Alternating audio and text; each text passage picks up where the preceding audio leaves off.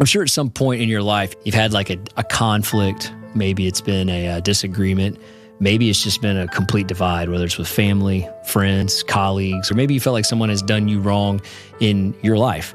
And in a particular case I had with a gentleman that lasted way longer than it should have, but kind of reached out of the blue and called me up and said, "Hey man, I don't like the way our last conversation ended. And more importantly, I'd like to have a better one with you and bury the hatchet." So we set this meeting up. Going into this meeting, one of the things I thought about was the challenges with today's world is that we don't have to agree with everyone and their opinion and their stance, but we should respect it.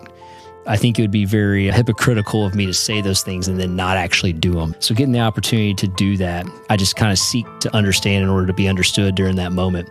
And about a couple hours later, it was one of the cooler moments that I've had because it was a closing of a chapter in my life that I'm so glad is behind me. And I'm also glad that it ended where I could potentially rekindle a friendship that I had lost from 12 years ago and having it back again, just because I needed to sit down and understand someone else's point of view and also respect it and have the same thing reciprocated from me. Cool moment.